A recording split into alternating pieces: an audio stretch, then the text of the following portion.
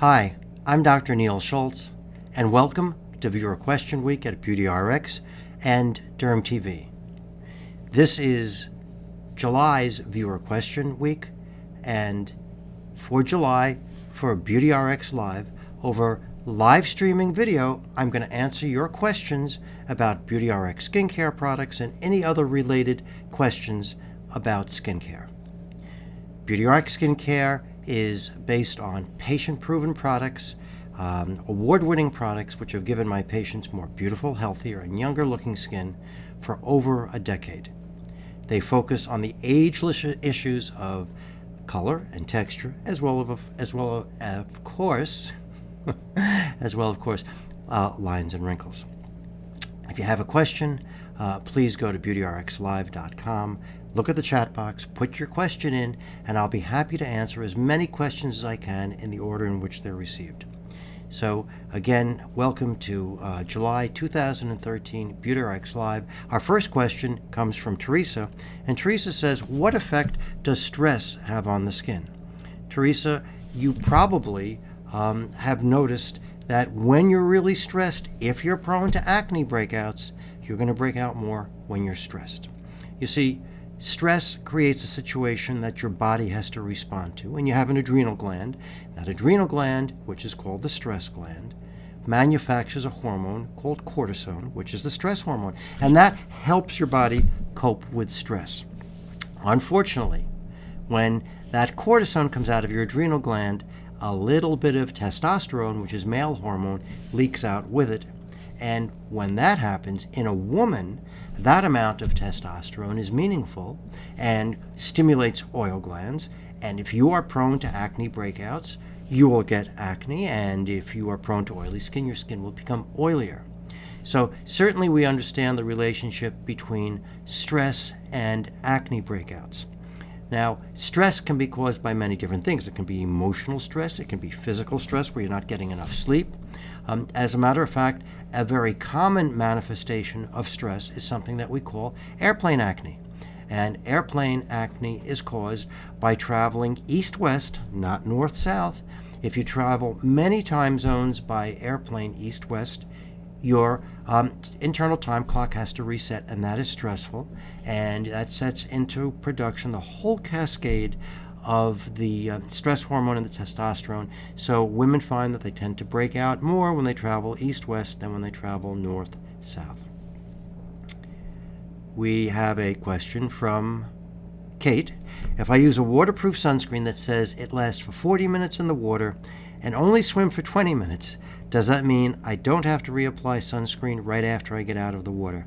Kate, unfortunately, you always have to reapply sunscreen after swimming and after sweating, because while it's rated at 40 minutes and you were only in 20 minutes, you don't know how much is left, how that will compromise the ongoing sun protection. So my advice is, while you shouldn't exceed the number of minutes that it's rated for in the water, when you get out of the water, time to reapply. Question from Michelle. How much free acid glycolic acid would you recommend for the bottom of the feet? I know for face, you suggest 4 to 6. For the bottom of the feet, for free acid, I would suggest probably about 12 to 15%. I think would be a good amount of free acid. Now, of course, the amount of free acid depends on the total amount of percentage of glycolic and the pH. Mike asks, does wearing a baseball hat daily cause baldness or thinning hair? Mike, that's an interesting question. The answer is no, it does not. It won't cause baldness. It won't cause thinning of the hair. Now, if, as a hypothetical, if the band of the hat is too tight, then where the band is, if you wore it continuously, meaning day and night, you could actually damage hair follicles. But I'm going to assume you're not sleeping with your baseball cap, you're just wearing it during the day, and that you're not wearing it so tightly so as to be uncomfortable, in which case it's harmless. Again, I'm Dr. Neil Schultz. This is July 2013 BeautyRx Live. If you have a question about BeautyRx skincare products or just skincare questions in general, please go to BeautyRxLive.com and put your question in the chat box, and we'll get to it as soon as we can.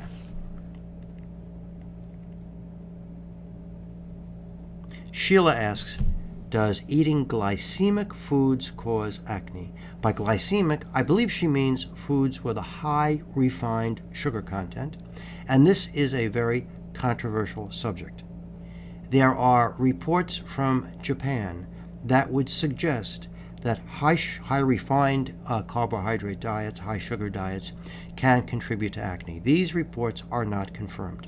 In a very early Derm TV episode, I said that the foods that have been traditionally alleged to cause acne, fried foods, pizza, chocolate, nuts, caffeine, and so on, really, in well-controlled, statistically valid studies, don't cause acne. And that the only food that is really known to cause acne is iodine. And iodine doesn't cause acne the way other foods can, in that iodine has to be accumulated over a period of weeks and months before it starts to make you break out. So you don't see the relationship between eating it one day and breaking out the next day, as you would if chocolate or nuts caused you to break out. And when I said that they don't cause breakouts in statistically valid studies, in any statistically valid study, there are exceptions, what we call outliers, who are 3 and 4 standard deviations from the center of the statistical bell curve, which means 1 or 2% of those people may actually be real exceptions. So if the day after you eat chocolate, you break out, don't eat it.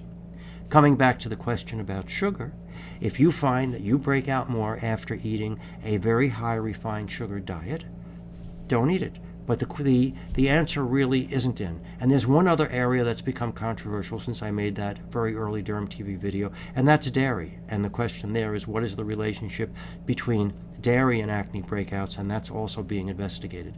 And by the way, the reason that the issue arose in Japan about high sugar diets causing acne is because it is postulated that acne increased amongst the Japanese population only after somewhat of an Americanization of their diet occurred, in which they started eating more refined carbohydrates.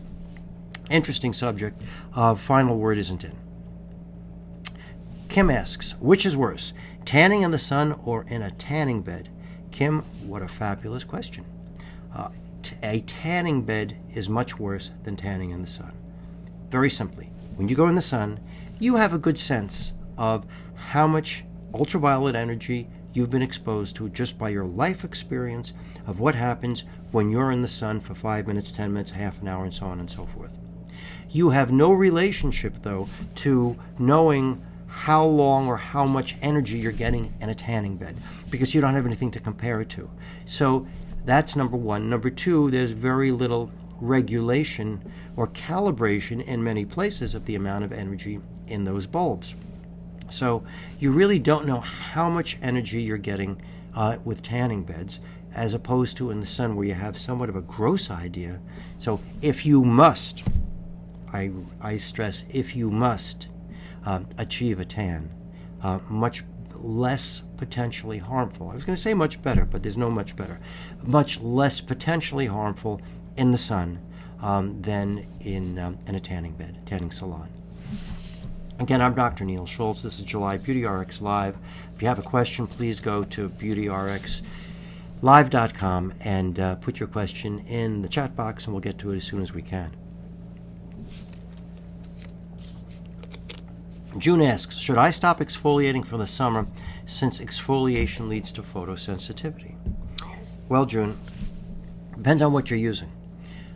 I believe that retinoids actually do cause photosensitization, but if you're using proper sunscreen, proper meaning a sunscreen with an SPF of between 15 and 30 with UVA protection, and you're applying it every day and reapplying it after you swim and after you sweat, and reapplying it every 2 or 3 hours, that should protect you from any photosensitization caused by retinoid use. When you're using as your exfoliant glycolic, I really don't believe the glycolic causes any photosensitization at all. And I'm going to go back to the same premise that at this point, if you're tuning into to BeautyRx Live, that you have enough contact with Derm TV to know how much I stress using sunscreen every day, rain or shine, winter or summer. So if you're using sunscreen as I just described, you shouldn't have a problem with photosensitization regardless of which exfoliant you're using. And I mentioned retinoids and glycolic as the two most effective exfoliants.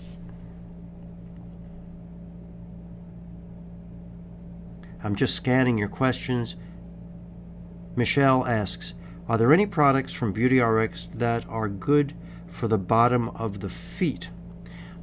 Actually, it depends what you want to do for the bottom of your feet.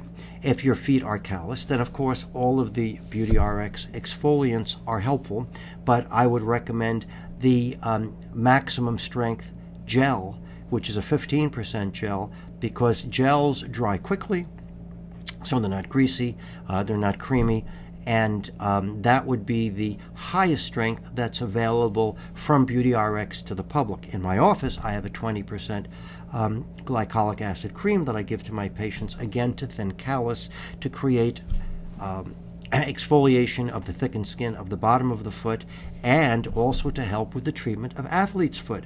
When you have a chronic athlete's foot, which gives you this very fine white flaking and scaling, which almost looks like white lines on the bottom of your feet.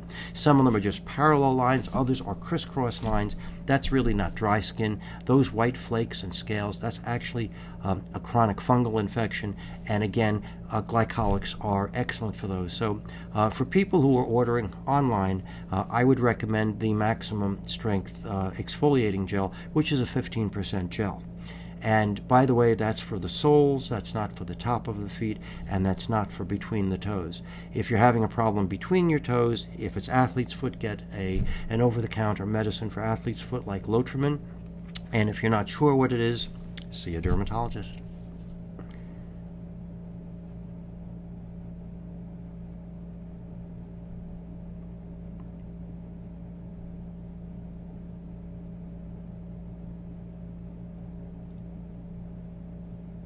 Paula asks, is it true that the pKa of salicylic acid is 2.9?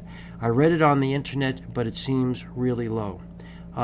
Paula, I'm not sure that the same equilibrium system applies to salicylic acid as it does to glycolic acid, and the only time that a pKa is relevant is if you have an equilibrium between bound and unbound product. So what I'm going to do, Paula, is I'm going to check into that. I'm going to look that up, and as the first opening comment for August's BeautyRx Live, I am going to respond to that question and let you know what I found. So thank you very much. Christina asks, besides sunscreen, is there anything else I should take to the beach with me for my skin? Well, that's interesting. Christina, I would think you'd want to have a moisturizer, because when you come out of the water, you know what the sun does to your wet bathing suit. It dries it out completely. Well, that's what you want it to do. I think the sun can do the same thing to your skin. So besides using a sunscreen, I think you want to use a moisturizer. But, of course, please, sunscreen first, moisturizer second, and you can reapply your moisturizer over your sunscreen without reapplying your sunscreen if you haven't been swimming or sweating and if it's less than 2 or 3 hours. But I would think that sunscreen would be helpful.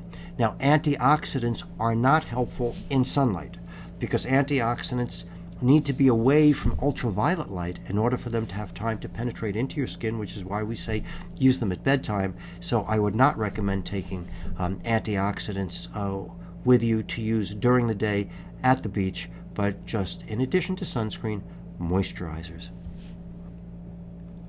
I'm Dr. Neil Schultz. This is BeautyRx Live, July 2013. Questions, please go to the chat box at BeautyRxLive.com, and I'll be happy to get to as many of your questions as I can today. Question from Paula. If just going to work, do I need to apply my sunscreen every 2 hours, or can I wait until ready to leave work and, of course, apply first thing in the morning? Paula, there's actually a Derm TV episode about this, and the short answer is, if at work, if in the morning you put on your sunscreen, then you put on your makeup. If your makeup is still intact, then the sunscreen underneath it is going to also be intact at work, where presumably you're not doing a lot of physical activity, you're not doing a lot of sweating, and hopefully you're not swimming. At the end of the day, by all means, if it's been 8 hours or 10 hours, probably a good idea, if you're going to be going out into the sun, to reapply your sunscreen at that time. Even if your sunscreen is intact, even if your makeup is intact at that point, because even if your SPF is 30, and on the average it takes maybe 20 minutes to get a burn without sunscreen, then an SPF of 30 would mean that you could have, your sunscreen will be effective for 30 times 20 minutes, which is 600 minutes, which is 10 hours. So the sunscreen is going to have lost its efficacy after 10 hours. So probably after a long day at work, good idea to reapply before going home if you're going to be in the sun on the way home. Blair asks, what should I do to take care of the skin on my body? Do I have to use body lotion every day? Well, Blair, I believe that the skin on your body should be regularly exfoliated, just as facial skin should be. And most people who have normal skin may not need a moisturizer on their skin, but I still think it should be exfoliated on a regular basis. And of course, I believe in chemical exfoliation, and I think the gold standard of chemical exfoliants is glycolic. So BeautyRx has a daily exfoliating lotion for the body, which is 10%, but doesn't have to be a BeautyRx product, of course. So that is first and foremost, and then, which by the way will help with making the skin smoother, so that when you use your self-tanner, instead of getting a tan from the sun or from a tanning salon, when you use your self-tanner, it will take more evenly, since self-tanners work on the basis of staining dead cells. And if you remove the excess clumped up dead cells with exfoliation on your body, your self-tanner will take more evenly. And if your skin is dry, exfoliants like glycolic will help remove dead cells, which prevent the penetration and workings of moisturizers. So on top of the glycolic, if you have dry skin, you would also add a moisturizer. And those are the main two places that I would suggest for your body. If you have brown spots on your chest, your legs, your hands, then you may want to go to bleaches in addition to the glycolic, and of course sunscreen. But that's about as far as I would take that. Thank you, Blair. Jessica asks, can I use a professional glycolic peel at home if I only do it once a week? Jessica, I would strongly advise against that, because professional glycolic peel doesn't really tell me what strength it is, and more importantly, what the pH is, because if it's not buffered, even if it's only 30 or 40%, but unbuffered, then you may have full free acid, and 30 or 40% full free acid, if left on too long, is going to burn right through your epidermis if you leave it on too long, and you're going to get a real burn. So I try to suggest against getting glycolic peels at home, especially when there isn't control or knowing what strength you're using. For the sake of argument, the strongest strength glycolic I would recommend using at home would be a 20% buffered product.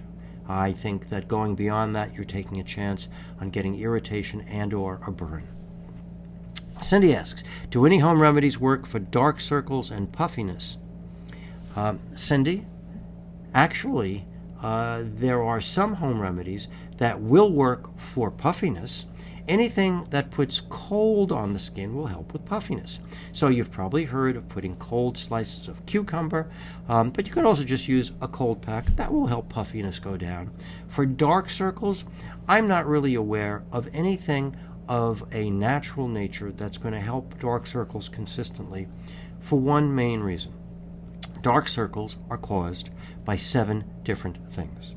2 types of browns, 3 types of reds, or hues of red, meaning purple, blue-red, and red, and then shadows, which are caused by lines and wrinkles or puffs just below the eyelid margin. So it really depends on what's causing it in terms of whether or not anything at home is going to help. Now, for the reds, anything that causes cold and which will cause constriction of the blood vessels, that's going to help. For the browns, I don't think natural products are going to help there, because I'm afraid things like lemon juice, which sometimes do help with brown pigmentation if used that close to the eye, I'm afraid will cause irritation. And in terms of browns that are caused by shadows, I'm not aware of anything that's going to help. So to Blair, Jessica, Cindy, and all the other people who've submitted these questions today, thank you very much. This is Dr. Neil Schultz. This was the July edition of BeautyRx Live 2013. Please join us next month for the August edition, at which time I will answer that question about the pKa of salicylic acid. And don't forget to tune in tomorrow to Derm TV Viewer Question Week, which will answer questions from both Derm TV viewers and YouTube viewers. Again, I'm Dr. Neil Schultz, and thank you very much.